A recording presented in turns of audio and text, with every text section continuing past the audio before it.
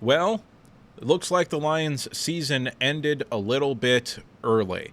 And I did want to make a video about it right when it came out, but I'm glad that I didn't. I've had some time to reflect, and I probably won't have as many heated takes as I would have if I had made the video right when it happened.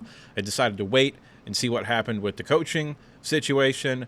Obviously, they lost Ben Johnson and Aaron Glenn, and then now they have the replacements. So that's what we're going to talk about today. So without further ado, I'd like to say hello and welcome to the JSA studio. I am your host, as always, Nathan, and today we're going to be talking about the 2024 Detroit Lions and their plans for the offseason. And unfortunately, we're going to start off pretty negative here. We're going to talk about some hard truths. Jared Goff played like garbage against the Commanders.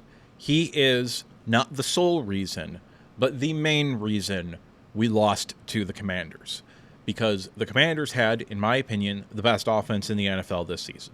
Statistically, I think they were second or third, and when you look at DVOA, I think they were sixth offensively. But no, I disagree with that. I think when you watch the film and you sit down and you look at them, they had the best offense in the NFL this season. Yes, even better than the Lions because they have a better quarterback than the Lions do. And that's also not a hot take, it's reality. Jaden Daniels, even in his rookie year, was a better quarterback than Jared Goff. For one simple reason. Jaden Daniels is capable of elevating the team around him. Jared Goff is not. Jared Goff can play like, at times, an elite quarterback. That's a fact. But it is only because he has elite pieces around him. If you put garbage around him, he will play like garbage, as seen in the 2021 season and the previous two seasons with the Rams. Does that mean a whole lot? No. Does it mean the Super Bowl is out of reach? No. But it does mean it's significantly harder to get there. Is Jared Goff a Pro Bowl level quarterback? Yes. Is Jared Goff a top 8 quarterback in the NFL? Probably not. I would say no, with a good amount of conviction to that statement as well. Is he a top 12 quarterback? I would lean towards yes. If you want to put him at 9, you can put him there, or 10, 11, or 12. I think that's pretty reasonable. I think he is at the upper end of the tier 2 of quarterbacks in the NFL.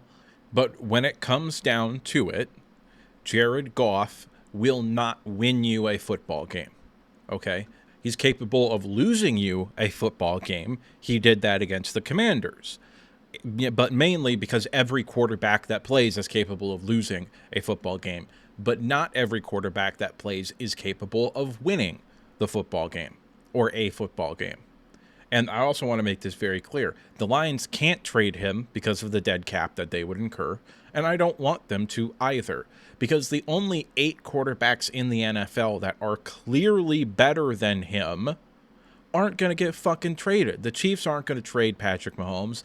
The Ravens aren't going to trade Lamar Jackson. The Bills aren't going to trade Josh Allen. Like, this is an idiotic conversation. If you want him gone, you're an idiot.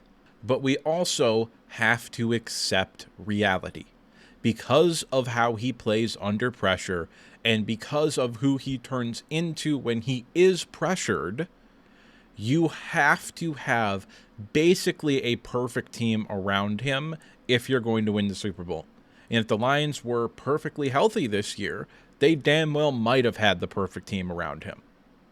But they weren't healthy this year. And that's the main reason that they were not going to win the Super Bowl. However, they still should have beaten the Commanders. And this is where we're going to get into the nitty-gritty of that game here a little bit. Jared Goff had 4 turnovers. 3 of them, inarguably, are his fault and his alone. We'll start with the first one, where he stepped up into the pocket on 3rd and 1 and fumbled, okay? 100% on him.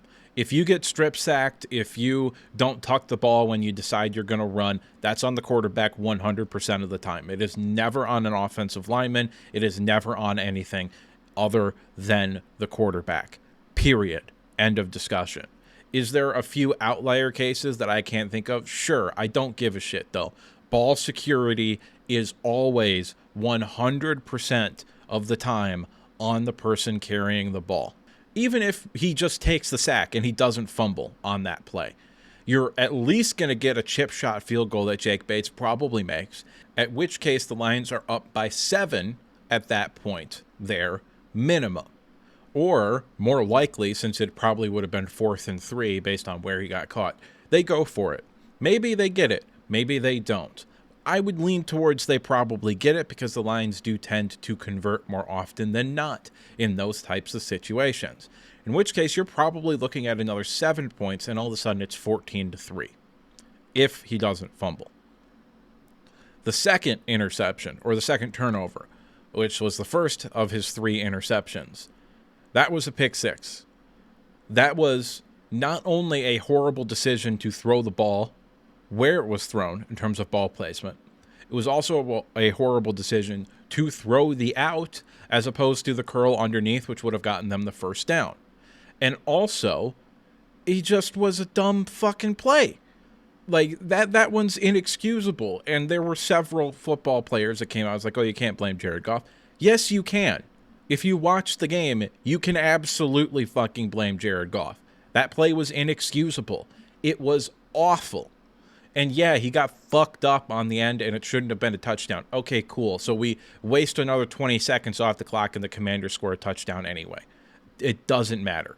That was a pick 6, whether it was going to be an interception that they returned and scored a touchdown, or if they just got the ball at the 17-yard line or wherever the hell they would have gotten it and then scored 2 plays later. The second interception, Jared Goff stepped up into the pocket when he didn't need to. He should have already thrown the ball when he was stepping up into the pocket because J-Mo was wide open on a blitz play in man coverage, which Jared Goff has shredded to bits during his career and specifically this season. So he should have just looked at that and said, oh, this is going to be a walk-in touchdown for Jameson Williams. Except he threw it late for no real reason. And even if you say that he should have stepped up still, which I don't agree with, he probably should have just thrown the ball instead of hitching twice before he actually threw it. Because he stepped up, he paddles his feet back and forth like a fucking penguin for half a second, and then decides to throw the ball. He should have just stepped up and thrown the ball. Oh, Jared Goff can't do that. He's not a good of an athlete. I don't care. If you can't fucking do that, you shouldn't be in the NFL as a quarterback. Genuinely. If you can't make a throw while stepping up at the same time, what are we talking about? My high school quarterback could fucking do that and be accurate. And he wasn't good either. He played, I think, D3 ball for a little bit. So that one is also, in my opinion, 100% on Jared Goff. It was also just bad ball placement. He should have put it over the middle a little bit more. Could Jameson Williams have come back and fought for the ball? Yeah, sure. But that's not who Jameson Williams is. He's never going to do that. That is an unrealistic expectation for the player that Jameson Williams is. He's not a contested catch receiver. He's not a lean into contact receiver. And he doesn't particularly play like that, and he never has. So expecting him to do something he's never done in his entire fucking football career there is kind of dumb. And then the final interception when he was trying to force the ball into the end zone because he's like, I've got to score on this play, otherwise we're fucked. I don't really care about that one that much either. It is what it is. That one is more excusable than the other 3 turnovers. But if he doesn't have those 3 turnovers, the Lions win the game because he alone is responsible for a minimum of a 13-point swing. Okay, so how do I get there? 3 points on the drive of your fumble, minimum. 3 points on the interception to J-Mo in the end zone. They were well within field goal range when he threw that ball. And then the pick 6, that's 7 points away from the Commanders. That's 13 points, minimum, again. And they lost by 14. Meaning that Jared Goff on that final drive is not trying to force the ball into the end zone. He's just trying to get in the field goal range. Then you milk the clock and you kick the field goal to win the game. And that was going to be the formula to win that game anyway, because you weren't fucking stopping them. That was the defense did its job. And we'll go ahead and move on to the next section here before we talk about that. I said at the beginning of that segment that Jared Goff is not alone for the blame. And that is true. Okay, he's the majority, the vast majority even, the reason that we lost. But he sure as shit wasn't alone. J-Mo throwing that pass on the trick play, I don't think that's a bad play call. I think if you think that's a bad play call, I think you're lying to yourself. that was set up earlier on the JMO reverse touchdown. So they're like, oh, we just run the play again. But the Commanders read it. JMO has to fucking understand you can't throw that ball. Just take off, get what you can, or throw the ball out of bounds. We'll live for second down, because I believe it was a first down play call. Okay? And the trick plays are a big part of Ben Johnson's effectiveness. All right? Jameson Williams just has to understand he can't fucking throw that football. That is 100% on Jameson Williams. 0% on Ben Johnson. 100% on Jameson Williams. That's what that play was, okay? And he deserves a fair amount of blame for that play. Genuinely, he does, because that was awful. You can't throw that. You cannot throw that into double coverage, nevertheless. So, that's bad. And then also Ben Johnson, not necessarily for that play call, but if you want to throw blame onto that play call, then fine. I don't give a shit that much. But the 3rd and 1 call and his 3rd and short and 4th and short play calls just in general have been one of the more infuriating things I've ever seen in my entire life. It's been very consistent in his 3 years as a play caller, 2022, 2023, and this past season. When it's 3rd and less than 3 or 4th and less than 3, there's a 100% chance we're going to go empty set, and it's a 100% chance that he's dialing up a deep shot for no fucking reason. And yeah, they converted a lot of them. Most of them even. But you probably convert 80 to 90% of them if you run the ball in those situations. So I was not a big fan of Ben Johnson's 3rd and short and 4th and short play calling throughout his entire career. It was probably my biggest gripe with him as a play caller. And that 3rd and 1 play call where Jared Goff fumbled, I don't think was a great play call, because it looked like the Commanders knew exactly what the Lions were going to do, because everybody knew what they were going to do. I knew what they were going to do. It's 3rd and 1. They're going to dial up a shot play. That's the way that it works. That's what the Lions do for some unbelievable reason. And Dan Campbell also deserves a good amount of the blame as well, because not only was this team not prepared to play really at all, they looked completely unprepared for what the Commanders were going to do after the Commanders made a very slight adjustment at the beginning of the game. And Aaron Glenn kept doubling and tripling and quadrupling down on blitzing into a quality offensive line that was picking it up all night, and a running quarterback that will always make the first or second guy miss. That is a defensive game plan designed to be disastrous, okay? You cannot blitz someone like Jaden Daniels. He's always going to make the first person miss. Always. 100% of the time. And even if you design up a play with a free rusher, guess what? He's going to make that guy miss. And then he can throw off platform. He can scramble for 20 yards. He can do all of these things, which is why you play zone coverage and you rush 4 or 5. And you make Jaden Daniels stay in the pocket and beat you from there, which he damn well might have done. But that's not what Aaron Glenn did, because Aaron Glenn fell back into what he was the majority of his career as a defensive play caller, which was someone who was completely and utterly unwilling to adjust to who he had on the field and who he was playing. And that's not a good thing, okay? And if I was a Jets fan, I would be very happy that he wasn't calling plays for the New York Jets defense next season. Because without someone to check him, like I think Dan checked him quite a bit, especially when the injuries started to pile up defensively. I think Dan stepped in and was like, hey, we can't be blitzing and doing all of these things that you want to do. We don't have the personnel for it. But Dan Campbell, who is the next guy, Dan Campbell also does not deserve a whole lot of the blame, but he definitely deserves some. For the game planning, for not being able to keep his coaches focused, which I think is a bullshit argument for why we lost anyway, but there's probably a little bit of truth in it. And more importantly, not stepping in and being the head coach when you know that you can't keep letting them do what they're going to do. Like, if I was Dan Campbell, I would have gone to Ben Johnson. I would say, you are forbidden from throwing the football. You're just going to run the ball every single play. It's just a run play. Until we can hit him with a hard play action, bootleg or something, and then we'll get a chunk play that way. But you're going to run the ball for 6 or 7 times in a row. And then I would have gone to Aaron Glenn, and I said, you're going to stop fucking blitzing people. We're going to rush for them. We're going to play zone defense. And if they have to drive down the field, then they drive down the field. I don't give a shit. We can't keep giving up these chunk plays. That's what I would have said to Aaron Glenn and Ben Johnson. And Dan Campbell didn't do that.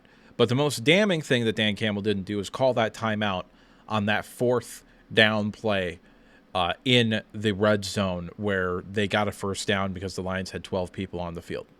They knew they had 12 people on the field, and they weren't doing a goddamn thing about it. They did nothing. And Dan Campbell after the game said, yeah, that's on me. I should have called the timeout.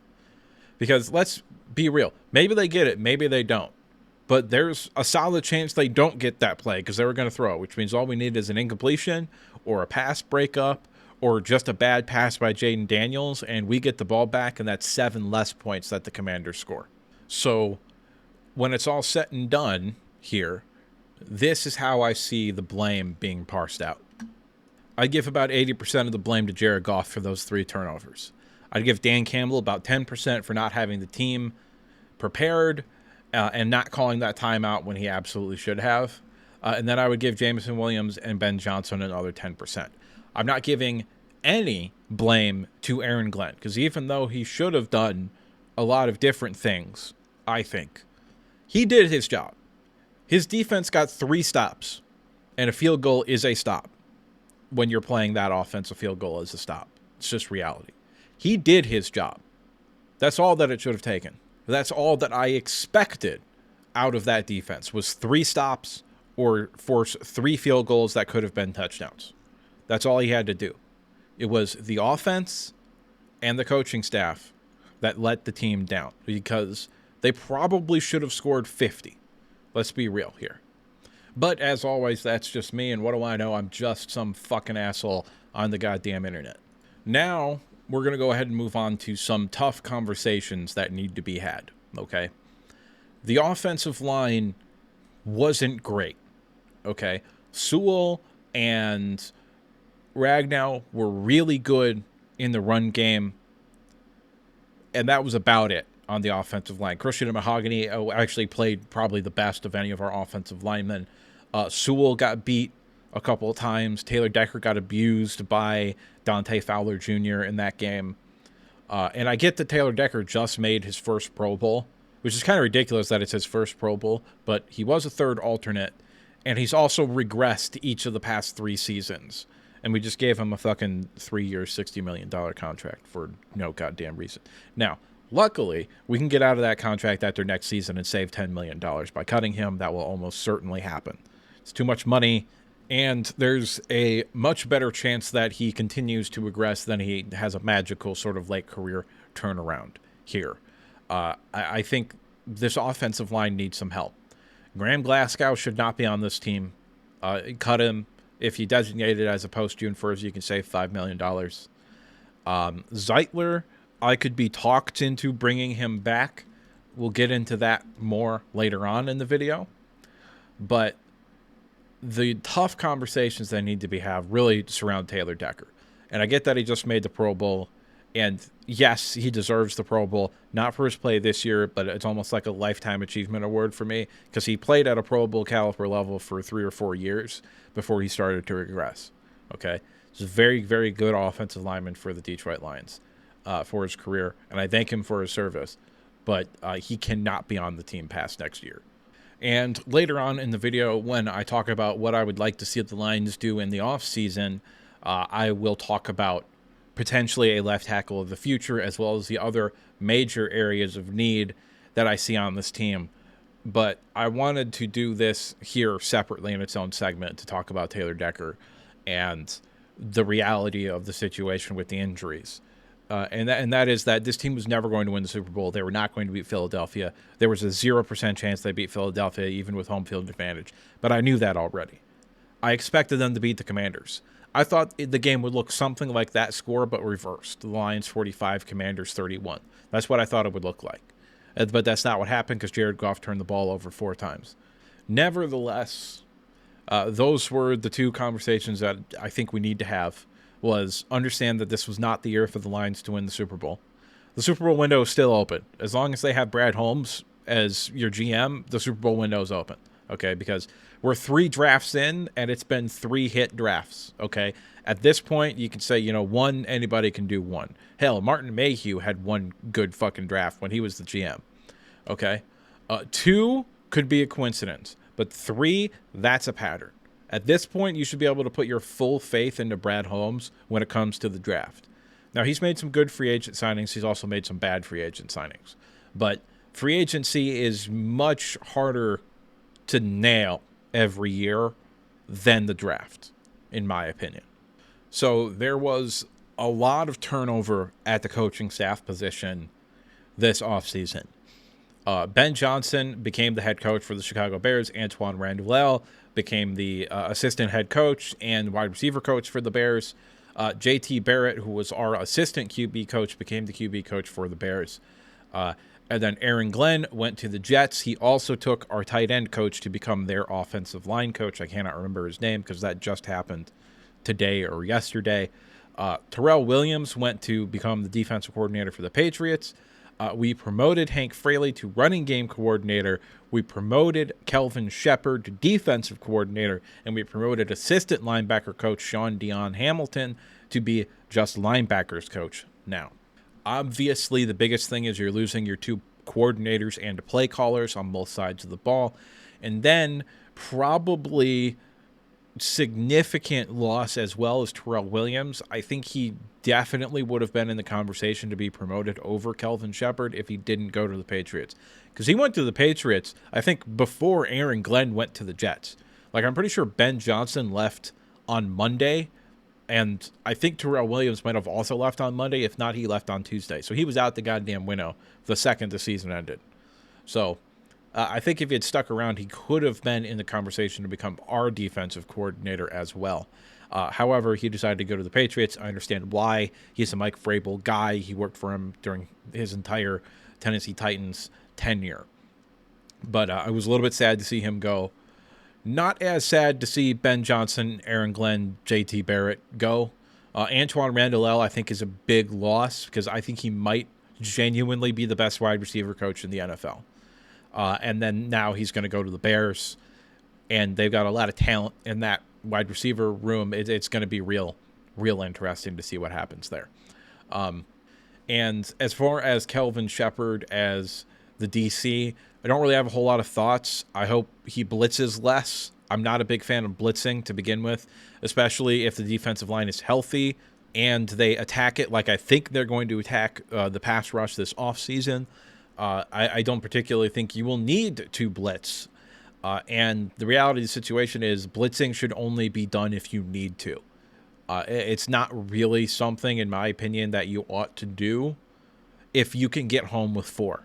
And a healthy defensive line, even without Marcus Davenport, who only played a game and a half fucking anyway because he's always hurt, was fully capable of getting home with 4.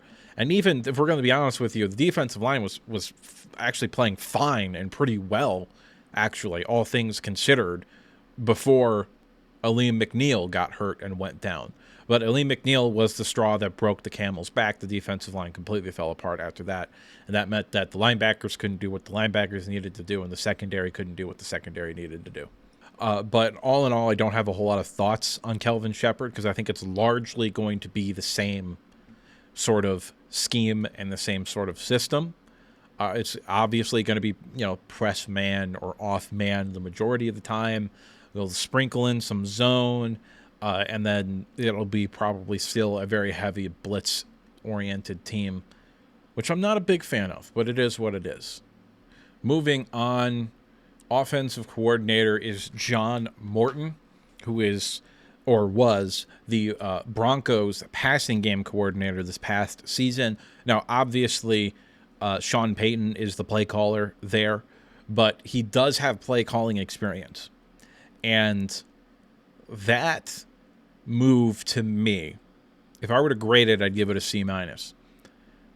This move screams we're already taking a risk on the defensive side of the ball with a first-time play caller. We can't do the same thing on offense. we have to go and get a guy that's called plays before, and John Morton has called plays before in 2018 with the New York Jets. And yeah, the offense wasn't good, but he had nothing to work with, so I don't really think you can hold that against him.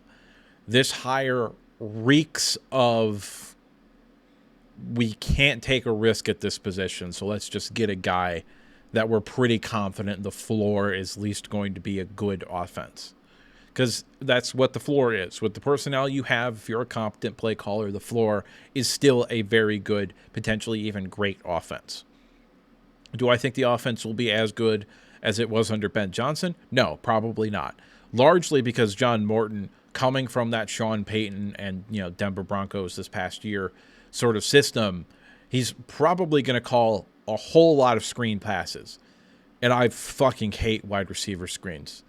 They're ridiculously ineffective. And yeah, every now and then someone will break one for 15 or to the house, okay? But 85-90% of the time they're not doing jack shit. Not a fan of screen passes. But they could have certainly done worse at the offensive coordinator position. And they, even though I probably would have promoted one of Mark Brunell or Tanner Eggstrand to be the play caller, because you're probably going to lose one of them to the Jets now, which is the next point that I was going to make. I probably just would have promoted one of them, but that's not what happened. So John Morton is the new play caller for the Lions. I think it'll be fine, assuming that the team is held together for the most part offensively. It'll still be an effective offense. I'm not sure it'll be elite, number one offense in the NFL by a wide margin next year, but it'll still be a competent offense. I can almost guarantee it. Now we get to go to the fun stuff, which is talking about the offseason. And I'm going to go through what would be my ideal offseason for the Detroit Lions. And I'm going to do some shit that you might not like, but I think it will be necessary to do, okay? We're going to start with the salary cap. We're then going to move on to who we want to re-sign. Then we're going to move on to who we want to let go. And then we're going to talk about some trade-up situations in the draft, as well as some stay-put situations in the draft as well. So this is going to be the plan for the rest of this video right here. Okay, so let's go ahead and jump into the salary cap. I'm going to be throwing numbers at you here, so I wrote it all down. The Lions have $47 million in a soft cap. And what do I mean by that? A soft cap is what you have before you take into account putting money aside to re-sign people, putting money aside for the draft class, and putting money aside for anything else that you want to do, extensions, etc., etc. So the Lions have $47 million in the cap space, okay? First thing I want to do, you can save effectively $6.4 million by giving Frank Ragnow an extension, okay? And the reason this is important is because Frank Ragnow has been beat to hell in his career, okay? There are relatively unsubstantiated, but still it's a fear that people have that he might retire, probably not this year, but maybe after next season or when he hits 30. Those are real legitimate concerns, okay? Which would be, he's going to turn 29 in like March or some shit. And then he'd play next season at 29. He would then play the next season at 30 and then potentially retire. So what I'm going to do is I'm going to make Frank Ragnow the highest paid center in football for a 2-year extension, and I'm going to clear this $6.4 million this year. They also can clear almost $3.6 million by giving Aiden Hutchinson his $30 million, $35 million a year extension that he's going to get as well. And you can clear 1.9 for extending Kirby Joseph, and I would do both of those things this offseason before guys like Trey Hendrickson and Gregory Rousseau get their extensions this offseason. And then next offseason, you're going to see guys like Myles Garrett, and potentially if somebody like a Jermaine Johnson breaks out, or also I think Max Crosby would then be eligible for an extension as well. And those guys are going to reset the market for that position. So even though you might have to pay Aiden Hutchinson north of $30 million a year, in the grand scheme, if you give him like a 5-year, $155 million contract extension, that's going to be a bargain by the end of that deal. Okay, so that's just good business to get those extensions for long periods of time done right now. Safeties are not that expensive. I don't think Kirby Joseph would actually draw very much. I think he'd probably be around $20 million a year. Safeties, for whatever reason, just aren't paid. There just isn't that high of a market for them. Even though having a player as highly capable like Kirby Joseph is can radically transform your defense, even though that is a very, very valuable player to have, he's probably not going to get like top-end cornerback money or edge rusher money, or probably not even top-end linebacker money, because linebackers are getting like 20 million, 18, 19, 20 million too. Kirby Joseph might get stuck in the 17 to 20 range, 22 AAV probably at the most. But again, I would absolutely do that contract this offseason, because he's a free agent next year. So this is your last year with him potentially. Now, you could probably, transition tag him or something like that, or franchise tag him next year to not lose him. But that's a very, very, very big cap hit to take, especially because this is the last year the Lions have cap space. The Lions are 9th in a soft cap situation this season. They are 4th in 2026 and 4th in 2027. Now, they can do things like they'll give Jared Goff another 2-year extension probably and clear $45 million next year. But that's just what they're going to have to do, because Jared Goff's cap hit, I believe, is $64 million in 2026. So they're just going to have to give him another extension in order to move that money, or they're going to have to add a void year, which is a horrible idea, and I hate doing that, but it is what it is. So this is the year that you spend in free agency. Whether it's long-term or short-term, this is the year you do it, because you're not going to have the money to do it the next 2 seasons minimum, because over the cap doesn't give you like 2028, 2029, et cetera, et cetera. So this is the year to do those spending in free agency and, kick the can down the road with the cap, okay? Because this could be a team that could add a whole lot of pieces, as well as getting back a whole lot of pieces that got hurt this year, too. So this is a team that could get better and add starting caliber players to be rotation caliber players, and you can get a lot of really, really good depth for your team this season, because they do have the cap space to do it. They just might not have the cap space to do a whole lot of signing players to long-term deals. Next, we'll talk about the 2 cuts that I would like to see the Lions do. Number 1, I want to cut Graham Glasgow, but we're going to do a post-June 1st cut on him. And for those unaware of what that means is that the $5 million will not clear until after June 1st, which by then you'll be signing your draft class, so you'll get the money then, and then you can just effectively operate like you have $5 million more than you have currently. Okay, so it doesn't actually mean anything other than the cap hit for his guaranteed money does get spread over 2 seasons as well. It's half this year and half next year, which is why you save 5 instead of, I think, 1.8 by giving him that post-June 1st designation. And I'm perfectly willing to do that. It's not a whole lot of money, and I'd rather have the $5 million this year than an additional $3 million next year. And then we're going to save $5.7 million by cutting Zadarius Smith. Zadarius Smith is set to make $5.7 million this year in 2025 and in 2026 if we pick up his option because of a void year. So it's a 1-year option, but you're going to be paying him $5 million this year and $5 million next year because of the void year on the end of that contract. I see absolutely no reason to keep him in the fold. He's old. He's still an effective pass rusher, don't get me wrong, but he's probably someone best utilized as only a pass rusher because he's horrible against the run. And I just think there are going to be better options for the Lions to go after, and 5.7 is not an insignificant amount of money.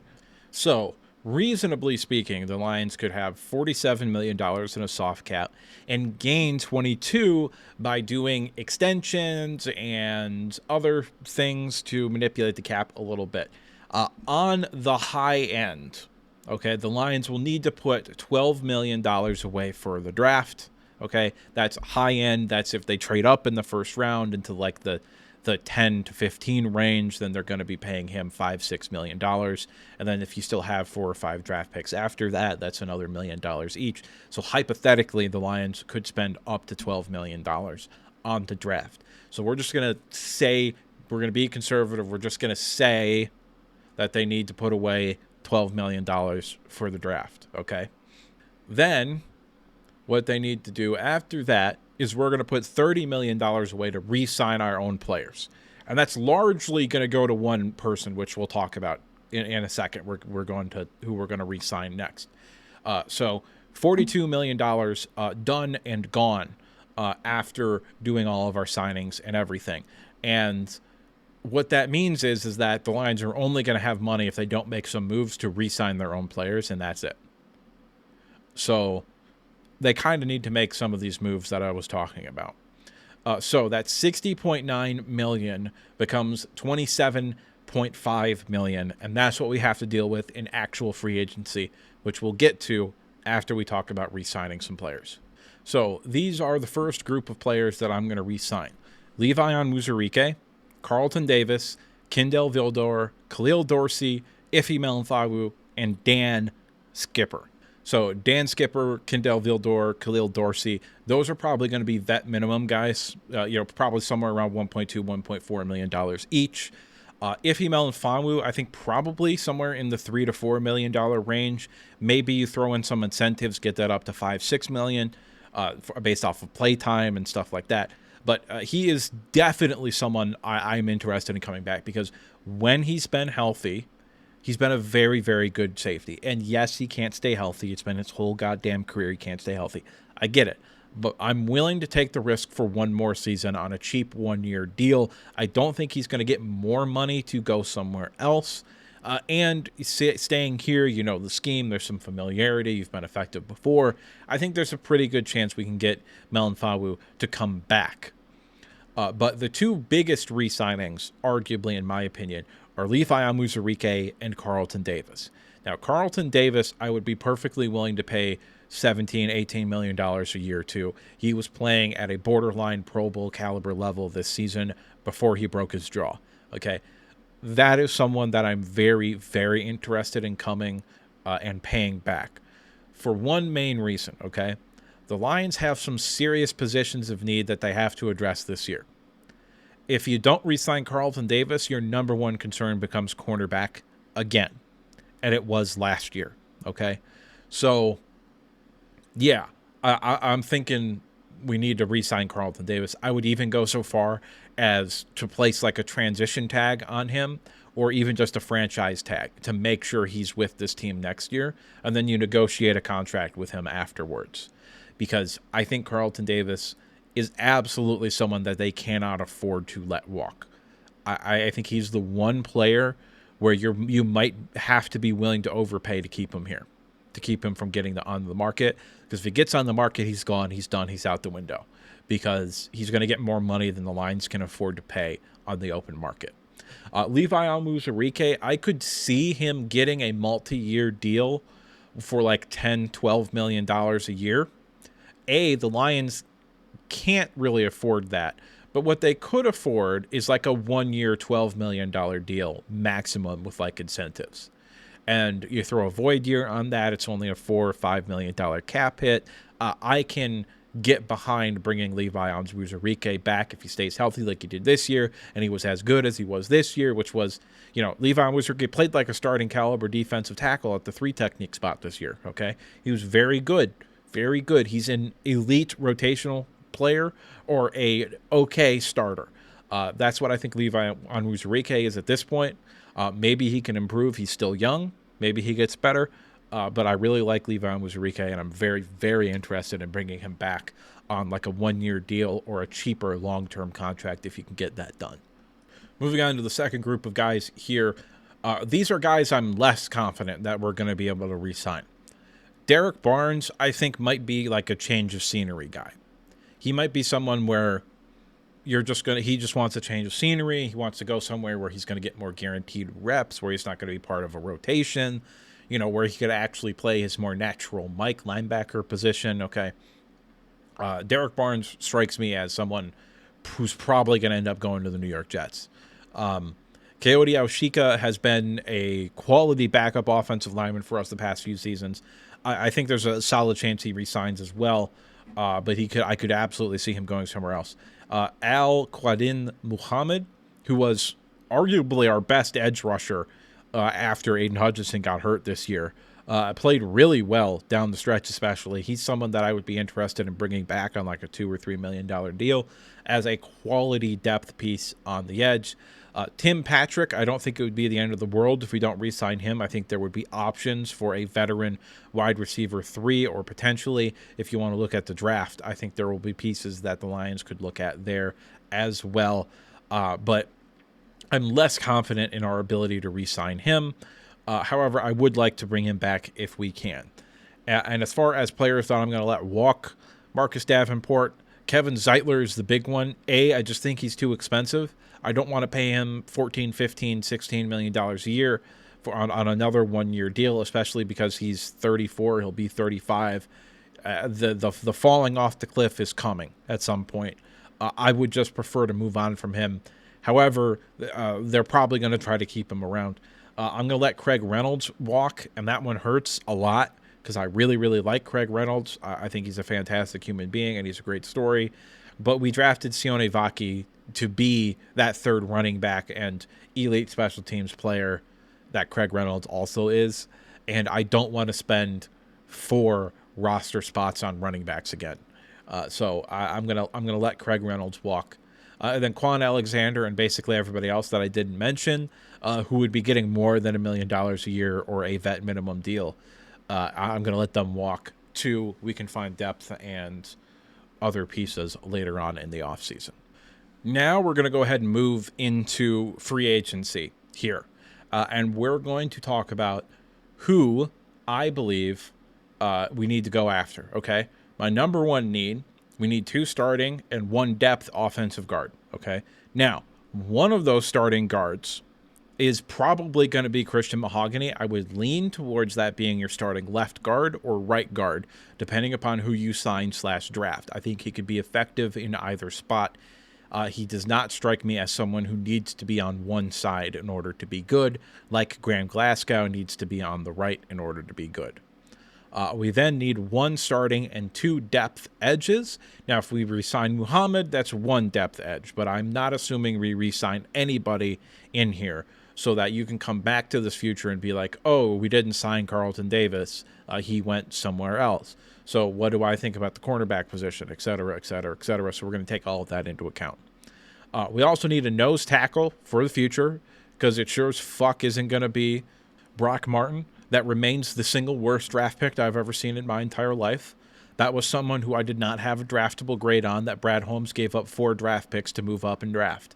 The biggest blemish of his entire career probably is going to be drafting Broderick Martin, because even when he's played, he's been a goddamn disaster. Total liability at nose tackle. I have no idea what he saw in Broderick Martin, because it wasn't even like he was a good athlete.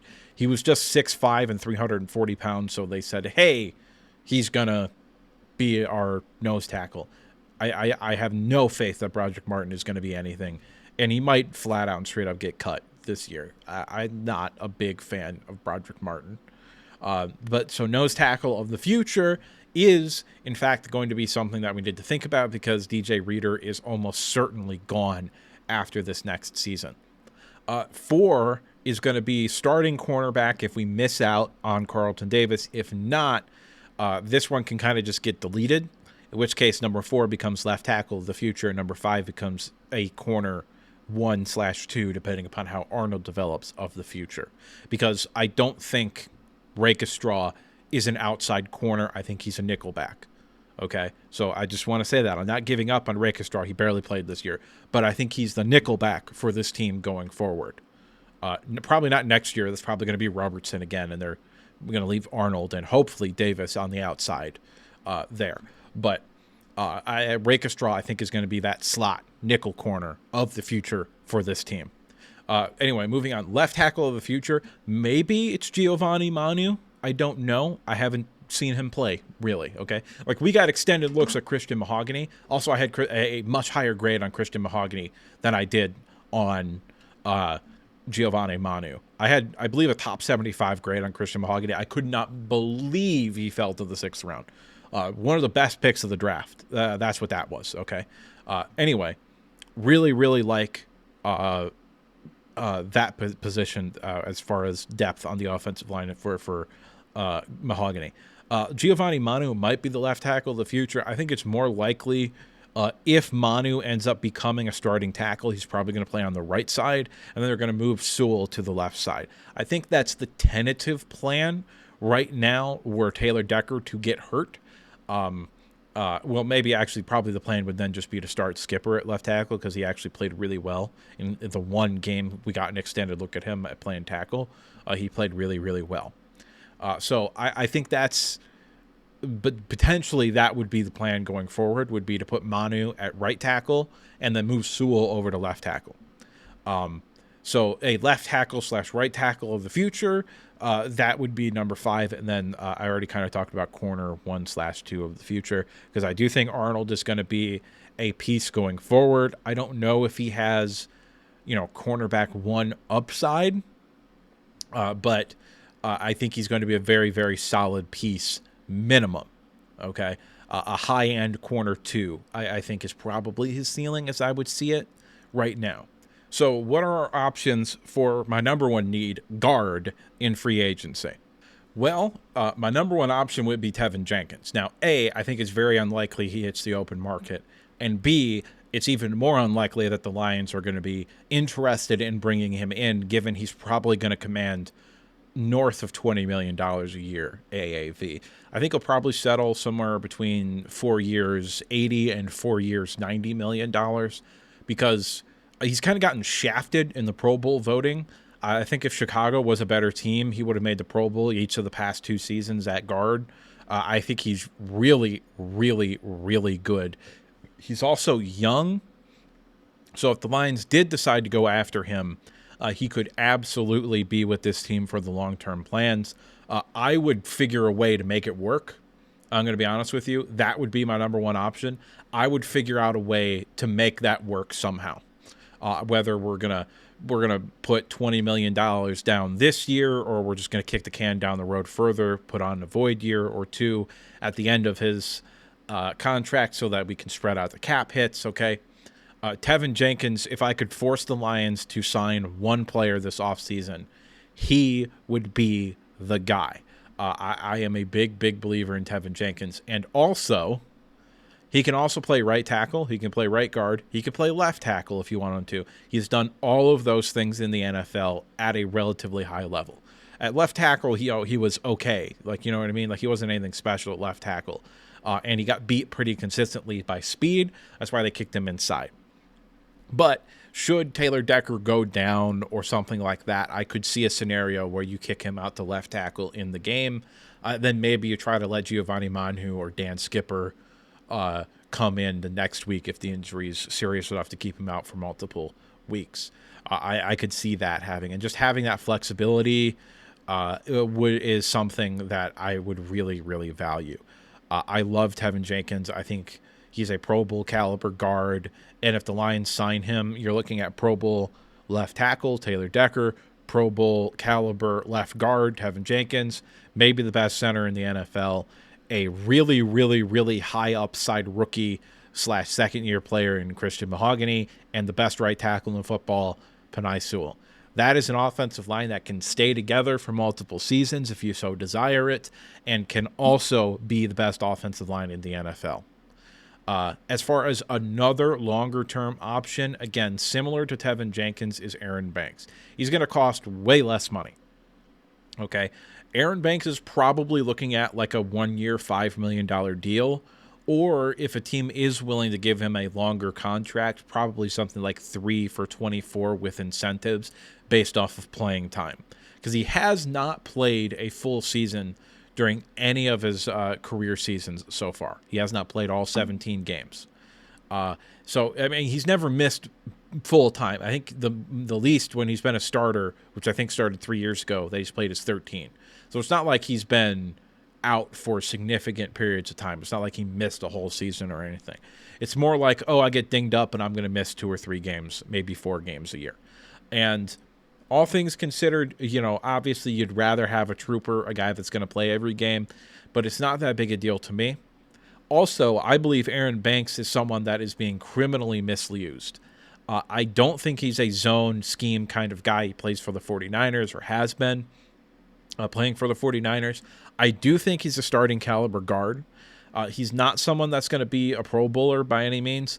However, I think in the Lions' more gap-based run scheme, I think he would excel more than in the zone run scheme that the 49ers have been running for as long as Kyle Shanahan has been there. I think the 49ers drafted him because he's athletic and he gets to the second level well, but he's always struck me as a power guy more than a zone guy. So I think there's a good shot that Aaron Banks is going to be someone the Lions could look at if they decide to get younger at the guard position and let Zeitler walk. Now, as far as shorter-term guys, there's 4, which would be obviously Kevin Zeitler. If you can bring him back for less than $10 million, I'd do it. But I don't think you're going to bring him back for less than that. Will Hernandez is somebody who's been a quality left guard for basically his entire career outside of his first 2 years, where he was a liability his rookie year and bad his second year. But since then, he's been just like a quality starting guard. He could be a 1-year stopgap kind of guy, and then you can address it in 2026 in the draft or in free agency then. Filling out 2 similar roles would be, if these guys are cut, would be Jonah Jackson, who I think is almost certainly going to get cut. I would be very, very interested in reunion if that happened, because Jonah Jackson, when healthy, is a borderline Pro Bowl caliber guard. He's really good. I would have signed him to an extension last year instead of going after Zeitler anyway. But I think he chose to go to the Rams more so than the Lions let him walk. And then Alex Kappa could potentially be someone that you throw at right guard between Ragnow and Sewell, and he could be a veteran stopgap there for a year. Obviously, there are options potentially in the draft, which we'll talk about when we get to the draft. And obviously, there are other options outside of these players that I've named in the free agency pool, okay? But these are the names that I am the most interested in. I don't know how the Lions are going to attack the offseason. I don't know who they're going to be interested in. I do have several players in the draft that I know they're going to love. But for right now, when it comes to free agency, these are just some names where I'm connecting the dots, thinking about, okay, who could be longer-term options, who could be a shorter-term option, who could be a vet that they bring in, where do they got connections, etc., etc. And this is the way that I view that. Moving on to the next group here, we have the edge rusher options in free agency. So short-term, Khalil Mack, if he doesn't retire, could be somebody that you look to bring in. He's still a really good run defender and an adequate pass rusher, assuming he doesn't fall off the map. DeMarcus Lawrence, again, could be another guy that they bring in just to be like that veteran starting piece, 1 year sort of stopgap situation there. And again, if the Lions wanted to make a splash signing or go out and to get a big-time impact guy at the edge rusher position, that would be Josh Sweat from Philadelphia. I think he's kind of gotten shafted by being in Philadelphia and rotating off the field so much, and then also making the Super Bowl when he's like the first alternate at the edge rusher position.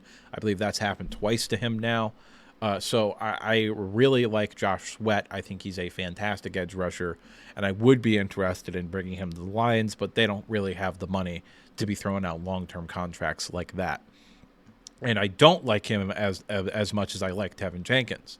So I would be less interested in bringing in Josh Sweat than I would Tevin Jenkins. But also because I think this is a way better edge rusher draft class than it is guard class. So, yeah, all things considered, I would rather address guard in free agency and edge rusher in the first round of the NFL draft.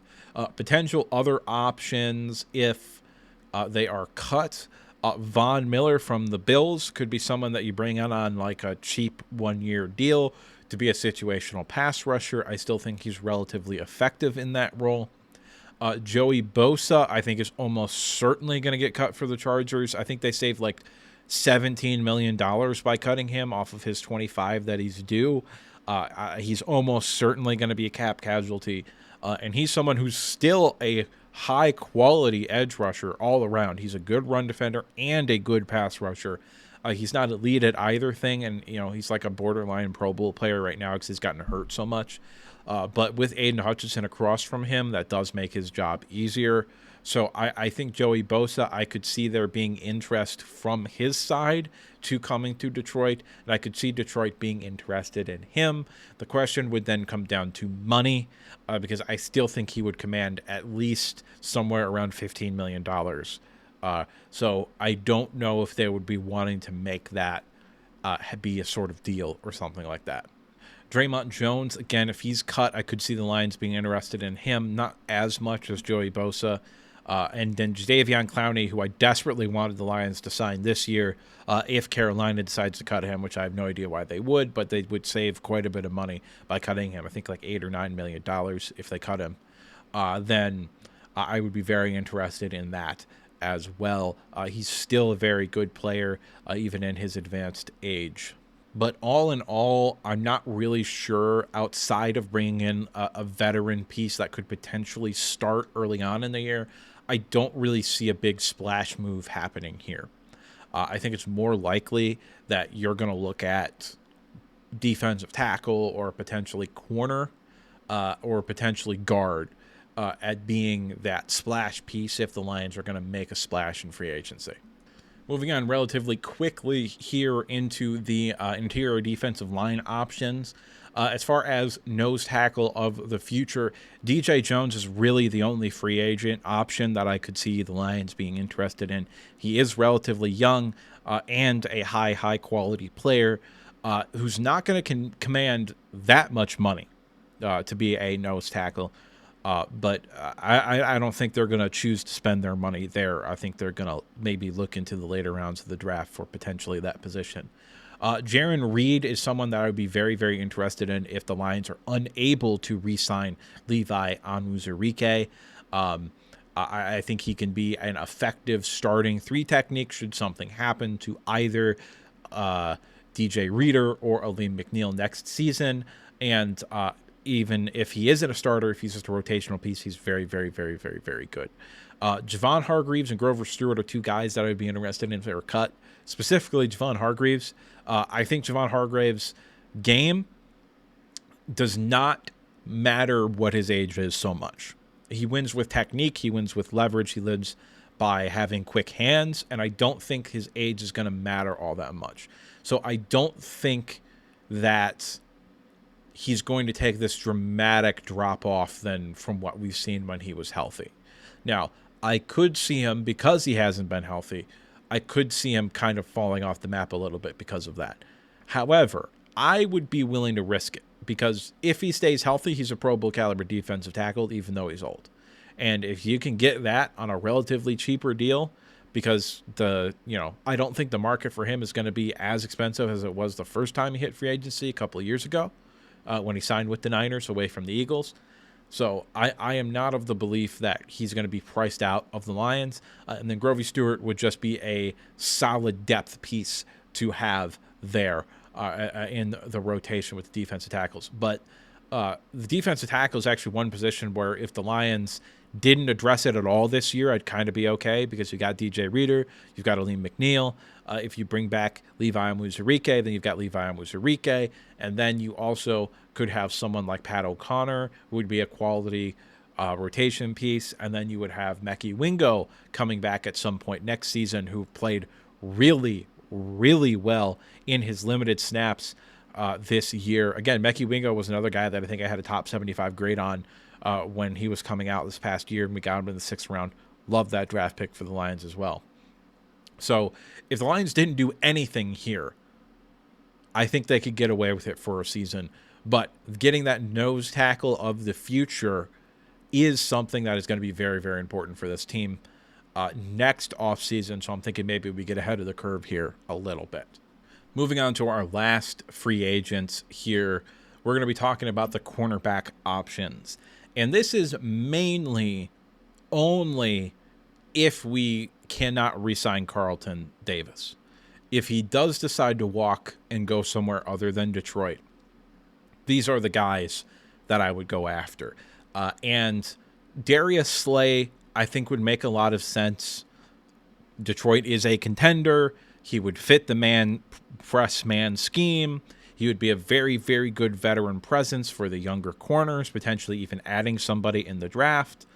There's just obviously there's a lot of history there with him playing with the Lions. He had his best seasons of his career with the Lions, and Darius Slay has been a very, very good player. I could see him coming back to Detroit for a 1 year, hey, let's go get a chip kind of situation. Jair Alexander, again, not sure he would actually come here, but when healthy, he's a very good corner.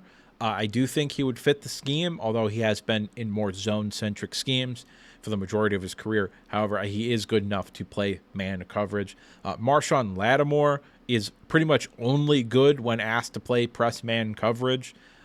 He is someone that I think could also be a guy that the Lions do have a little bit of a connection with and could potentially end up signing with Detroit.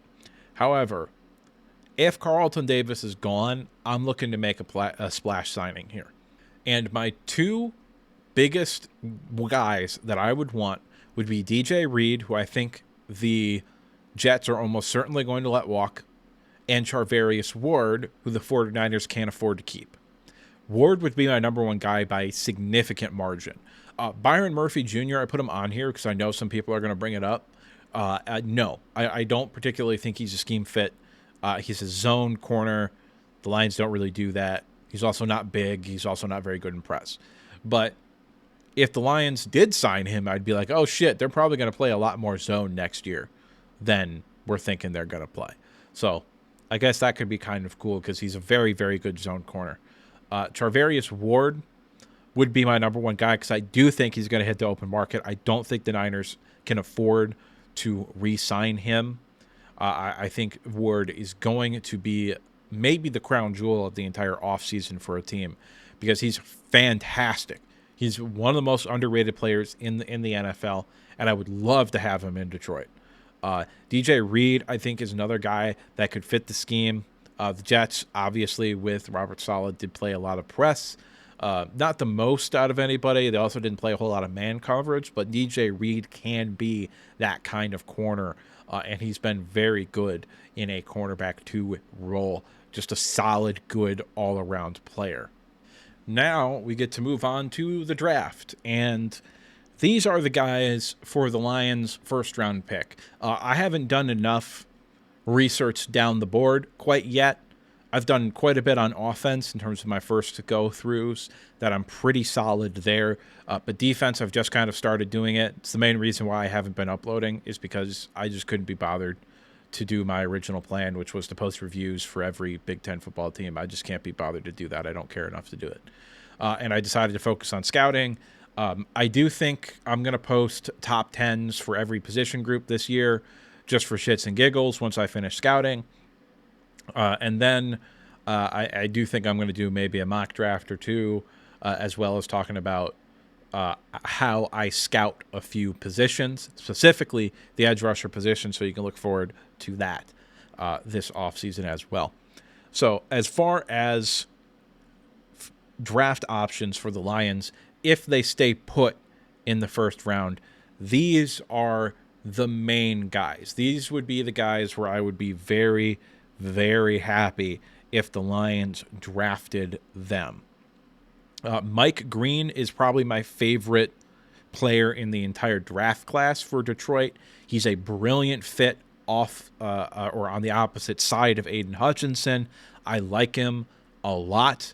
I watched one game of him, and I'm like, this is probably going to end up being a top 5 prospect for me in the entire draft. Right now, tentatively, I have him as a top 10 grade. There's a very good chance he climbs maybe even to edge 1 territory for me because I think him and Abdul Carter is a conversation as far as I'm concerned. Abdul Carter's very, very good. I love him, okay? I think Mike Green's fantastic. I don't care about the size. I don't care about the arm length. I'm going to talk about that in length in my how I scout edge rusher videos that I'm going to make at some point. But Mike Green would be my number one candidate for the Lions. If they were to go out and sign Tevin Jenkins and maybe get a rotation defensive tackle and also manage to keep Carlton Davis to be your starting corner opposite of Terrion Arnold, then I would be pretty amiss if the Lions didn't try to trade up for an edge rusher or just take an edge rusher there, because there's a lot of really, really, really talented edge rushers in this draft class. And so many just physical specimens as well. This is one of the best, at least at the top, one of the best edge rusher classes that I can remember in recent years. And I'm not sure the Lions are really going to like Mike Green, because they do, I think, prefer the bigger power guys at that position more so than the smaller, speedier guys like Mike Green. However, I think concerns about arm length are dumb. I think concerns about him against the run are also dumb. If you watch the way he defends the run at Marshall, he destroyed everybody, which means that if he was playing in the Power 5, he probably would have at least been effective in that role. And I think he's going to put up really, really good numbers at the Combine. This is not someone that I'm concerned about in the run game. Is he going to be dominant? No. But I think he has the chance to be a dominant pass rusher and an okay run defender. And that is something I'm very, very interested in. However, one player that I can tell you for a fact that the Detroit Lions are going to fucking love is going to be Landon Jackson, this edge from Arkansas. 6'7", 275 is what he's listed as. Power pops off the film when you watch it. Long-ass arms, which, again, I don't particularly care about. But he is someone that I can tell you for a fact the Lions are going to love. They're going to love this kid. And it would be a typical Brad Holmes, quote-unquote, reach, where they draft a guy that fits their scheme, that is going to work the way that they want him to work, and then he ends up being somebody that they're like, wow, how did he fall that far, a couple of years from now? Okay, we're going to look at that and be like, how did he fall that far? Landon Jackson fits that to a T. I think you're going to see a lot of smoke surrounding Landon Jackson to Detroit. However, maybe not in the first round. I think there's a possibility with how many talented edge rushers there are and the fact that I don't think Landon Jackson is going to test particularly well. He might be there at 61 instead of 28. So that could be someone to watch in the first round and the second round for the Lions. James Pierce is everything I said about Mike Green, but just slightly worse. I don't think he's going to be someone that's going to hold up against the run as good as I think Mike Green is. He might be a little bit of a problem there. So you might have to kick him out to like a tight end side and have him try to deal with a tight end rather than a tackle, or hope that he doesn't get double teamed in run situations.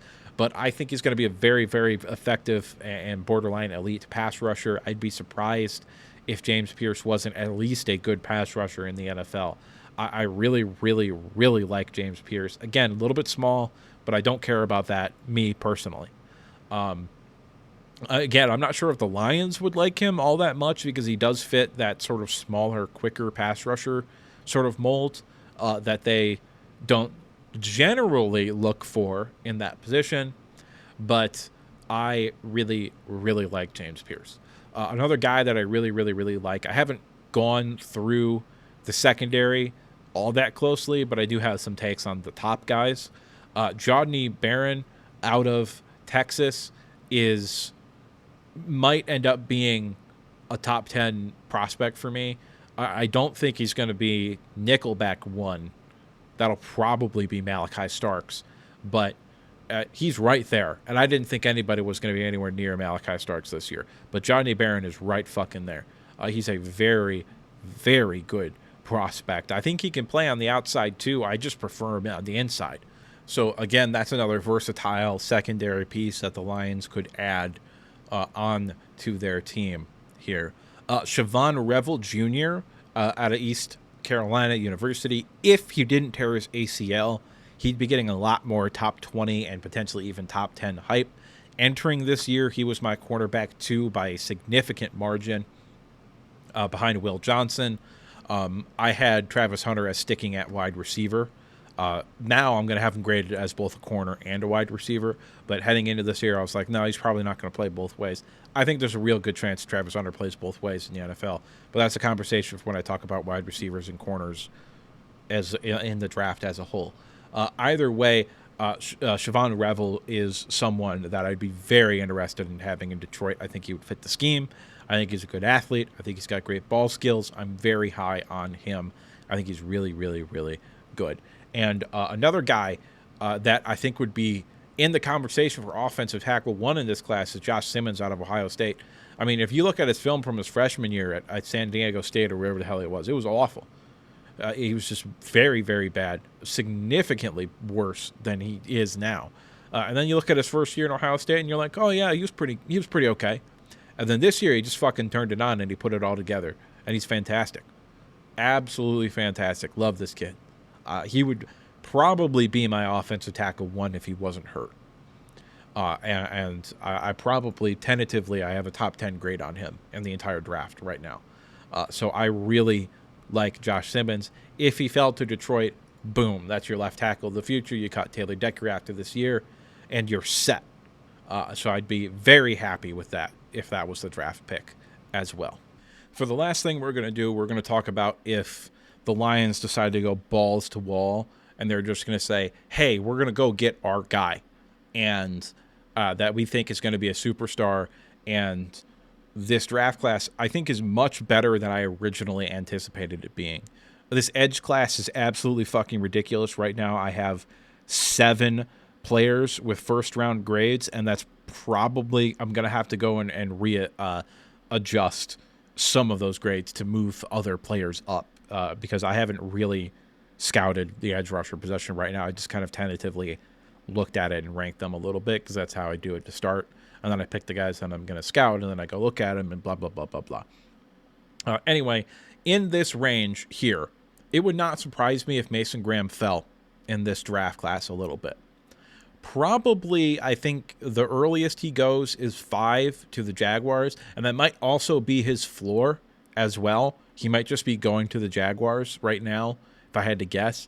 However, if the Jags do decide to go offensive tackle, which I do have offensive tackles graded that high, if they decide to go that route and to protect Trevor Lawrence rather than just have an absolutely banging defensive line, then he might fall for a little bit, potentially, even though I don't want to see it happen, potentially all the way down to Chicago at 10.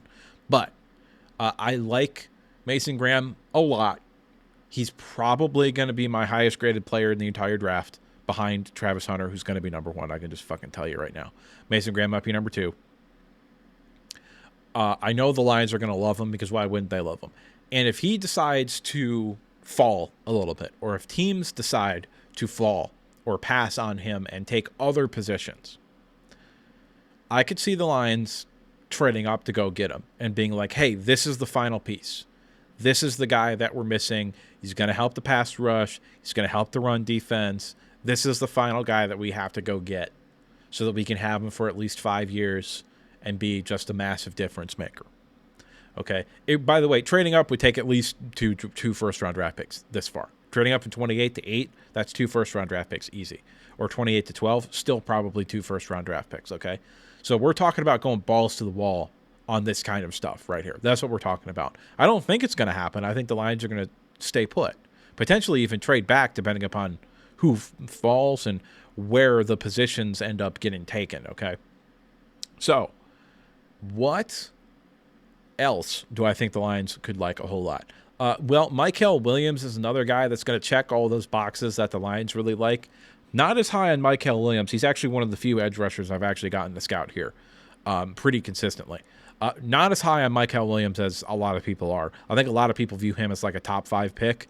I'm not on board that train. I think he's consensus edge rusher 2 right now. Definitely not aboard that train. I have him number 5 right now, and he might slide down a little bit more even more than that, even though I do have a top 20 grade on him. I think he's very, very interesting physical talent. I think the Lions would like him. So that could be somebody where, like, all of a sudden, if 4 or 5 edge rushers are going off in the first 10 picks, which could absolutely happen, the Lions feel like, oh, shit, we got to go up and get the last guy that we think is like a blue chip kind of guy. That could be Mykel Williams, and I could see that happening. However, someone that I can also tell you that the Lions are going to fucking love is Nick Scroton out of Texas A&M. They're also going to love the other Texas A&M edge rusher, Shamar Stewart, who heading into this I had a top 20 grade on. He's probably going to rise because he's fucking destroying the Senior Bowl right now. He might end up being the consensus edge 2. He won't be my edge 2. Mike Green is my edge 2. However, he might end up being the consensus edge 2 when it's all said and done, especially if he goes to the combine and checks off those athletic marks there, which that I'm talking about Stewart. But I think the Lions are going to like him. However, Stewart, less of a power guy than Scroton is. I think the Lions are going to like Scroton maybe a little bit more than Stewart. Scroton, again, physical freak of nature. I think he's listed at 6'5", 260. Very, very athletic. You can see it on the film. Really, really good player right now. Again, not a lot of production, but more production than the other Texas A&M defensive linemen. And production in college for defensive line is one of the few positions where it doesn't really matter. There's not a whole lot of correlation between low production in college and low production in the NFL.